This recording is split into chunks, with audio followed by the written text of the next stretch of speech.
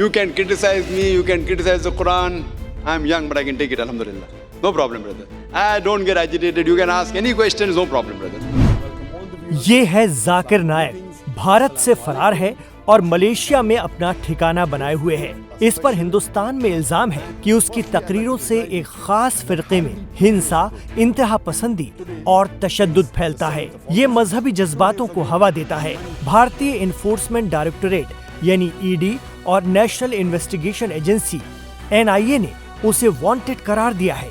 जाकिर पर शिद्दत पसंदी, मनी लॉन्ड्रिंग करने और दहशतगर्दी को फरोग देने के भी इल्जाम हैं। जाकिर नाइक पर इंडिया और बांग्लादेश में हेट स्पीच के मामले दर्ज हैं। जब 2016 में बांग्लादेश में शिद्दत पसंदों के एक हमले में 29 लोगों की मौत हो गई, तब जांच एजेंसियों के मुताबिक गिरफ्तार लोगों में से एक ने बताया था कि वो जाकिर की स्पीच से मुतासिर यानी प्रभावित था। इसके बाद 2019 में श्रीलंका में ईस्टर संडे धमाके में 250 लोगों की मौत के बाद भी जाकिर पर आरोप लगा कि हमलावरों ने जाकिर नाइक की तकरीरों से प्रेरणा ली थी। इस घटना के बाद श्रीलंका में भी उनके चैनल को बंद कर दिया गया।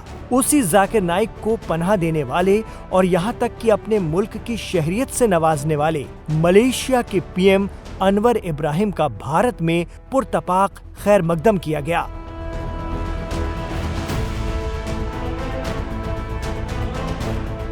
भारतीय वजीर आजम नरेंद्र मोदी ने उन्हें बाहें फैलाकर गले से लगा लिया। मलेशिया के PM अनवर इब्राहिम इन दिनों भारत के दौरे पर हैं। उनका 3 दिन का ये दौरा इंडिया और मलेशिया के लिहाज से बेहद अहम माना जा रहा है।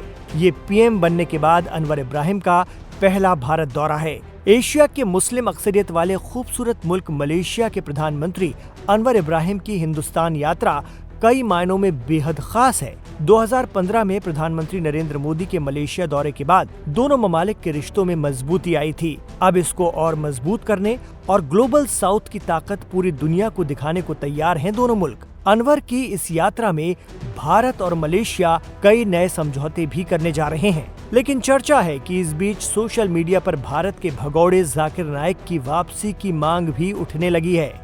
कहा जा रहा है कि भारत के बरेलवी मसलक के मानने वाले सुन्नियों के अलावा शिया और सूफियों में भी जाकिर नाइक सख्त नापसंद किए जाते हैं।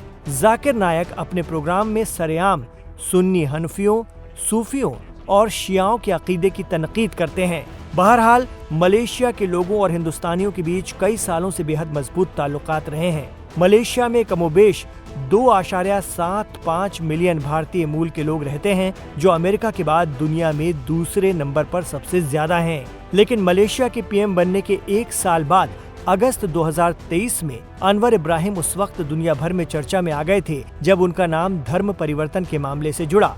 एक हिंदू नौजवान को इस्लाम कबूल करवाने के मामले में उनकी मलेशिया और भारत में काफी आलोचना हुई थी। PM इब्राहिम ने क्लैंग में एक मस्जिद में जुमे की नमाज के बाद एक हिंदू को खुलेआम इस्लाम में दाखिल करवाया। कहा जाता है कि भारत का वांटेड जाकिर नाइक PM अनवर इब्राहिम का बेहद करीबी है। अनवर के मलेशिया का PM बनने के बाद से मलेशिया के गैर मुसलमान निशाने पर आ गए थे। वहीं खबरों के मुताबिक मलेशिया के PM इब्राहिम ने कहा है कि PM मोदी मेरे दोस्त, मेरे भाई हैं। ये सिर्फ तब नहीं जब मैं मलेशिया का PM हूँ, बल्कि जब मैं कुछ नहीं था तब भी मोदी मेरे सच्चे दोस्त थे। ऐसे में PM मोदी और वजीर आजम अनवर इब्राहिम की गले मिलते तस्वीरें और वीडियो सोशल मीडिया पर खूब वायरल हो रहे हैं और लोग इस पर चर्चा भी कर रहे हैं। आपको बता दें कि मलेशिया भारत का 16वां बड़ा ट्रेड पार्टनर है, वहीं मलेशिया का भारत 10वां बड़ा ट्रेड पार्टनर है। दोनों ममालिक के दरमियान फाइनेंशियल साल 2023-24 में द्विपक्षीय ट्रेड 20.02 बिलियन डॉलर तक पहुंच गया है। मलेशिया एशिया में भारत का सबसे बड़ा तीसरा ट्रेड पार्टनर है।